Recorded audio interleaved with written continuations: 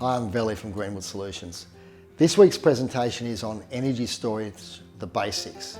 A battery is a dumb device. It doesn't produce energy. It actually just releases energy that has been inputted from another source, be that solar, wind, or the grid.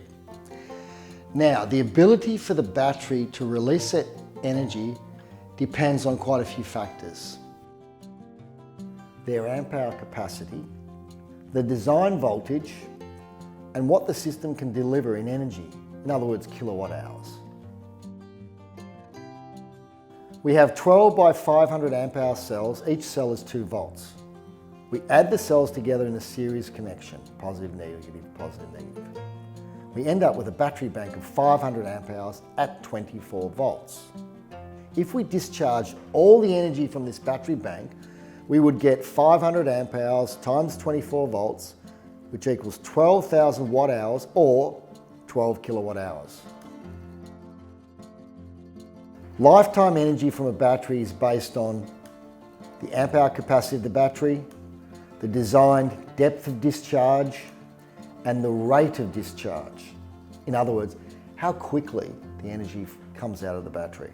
So DOD, design depth of discharge. Let's say we have a DOD of 50%. That means I've taken 50% of the available capacity of that battery out. Now, if I have a battery that has 24 kilowatt hours available, or at 100% depth of discharge, in other words, I take it all out, theoretically I've got, in this case, 24 kilowatt hours. If I've got a depth of discharge of 50%, that means I'm taking out 12 kilowatt hours. We have a 200 amp hour battery, say lithium iron phosphate, for example, and the battery voltage is at 120 volts. Total energy at 100% depth of discharge, or DOD, is 200 amp hours at 120 volts, which equals 24,000 watt hours. This is 24 kilowatt hours. We have to leave something in the tank. Let's say we take out 85%, leaving 15%. So the available capacity is 24 kilowatt hours times 0.85, which is 85%, which equals 20.4 kilowatt hours. But how quickly do we take energy out of the battery? If we take out at a C2 rate at 85% DOD, the data sheet says we will get 8,000 cycles. So the total amount of energy we extract from the battery over a lifetime is 8,000 times 20.4 kilowatt hours, which equals 163,200 kilowatt hours. And that's for the lifetime of the battery. So with a standard grid connect system, you're looking at the grid and solar. In the situation with batteries, you're looking at a third player, which is influencing the other two. And at the end of the day, like I always say, it is about an energy management strategy. So, when do I take energy out of the battery? When do I put energy back into the battery? Are really important questions that are answered by when is it more financially viable to do so? What are my inputs? Am I charging the batteries from the grid? Am I charging the batteries from the solar? Am I charging the batteries both? When am I charging the batteries? Do I have an off-peak tariff? These are all questions that need to be answered to design an effective energy storage system. The C rate is a measure of the rate at which a battery is being charged or discharged.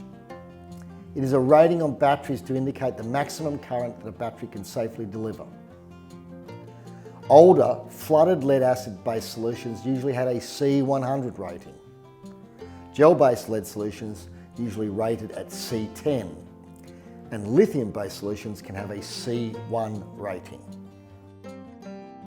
An example is of a grid connect system with battery storage. We have a 500 amp hour battery at 48 volts to lead-based gel solution. It has a C10 rating.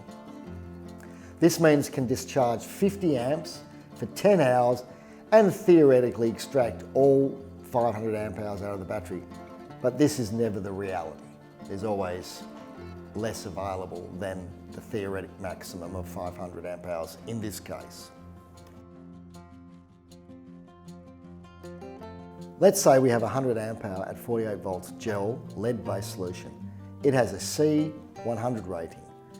This means it can discharge 10 amps for 100 hours and theoretically extract all 1000 amp hours.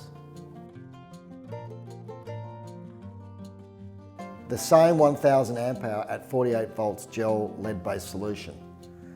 It has a C100 rating. But what if we discharge it a C10 rating? So trying to take out 100 amps per hour, effectively now the battery's capacity is reduced to approximately 600 to 700 amp hours. Now this figure can vary, but discharging a battery beyond its stated C rating results in less available capacity.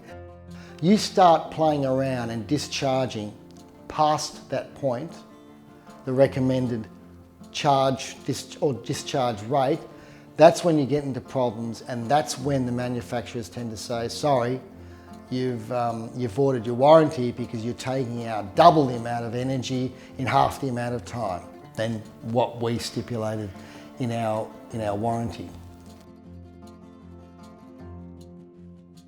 There is a relationship between C rating of a battery and the DOD, depth of discharge, how much we actually take out of the battery. The battery's warranty conditions stipulate a certain C rating and depth of discharge. If these restrictions are not followed, warranty may be void. It's important how much electricity is being used, the average daily load in kilowatt hours a day. Just as important, if not more, is when the energy is being used. Solar is produced during the day and these loads can be directly addressed, but what about loads outside of solar production hours? The answer is batteries.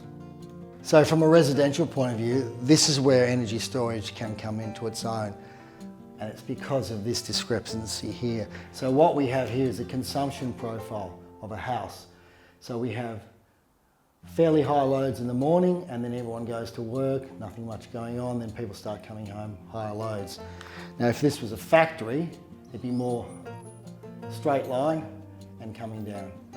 Now, there's the discrepancy because that's the solar curve. So how do you negate this here? What happens here? Where's this extra energy going? Without storage, it's going straight to the grid at 9 cents a kilowatt hour. Isn't it better to put it into storage and then to use it in this period of the day when the solar's finished? In other words, outside of solar production hours. Again, I keep on saying it's all part of an energy management strategy and knowing what resources to use and when. Conclusion. Batteries store energy that come from various sources. The depth of discharge and C rate determines the amount of energy available. How much energy is needed depends on factors such as the cost of electricity and demand profile. Energy storage, inputs from the grid, and renewable sources play a role in energy management strategies. We really hope you enjoyed the presentation on energy storage, the basics. If you have any inquiries, any questions, any answers, please feel free to drop us a line and hit that subscription button if you see fit. Thanks very much. Bye.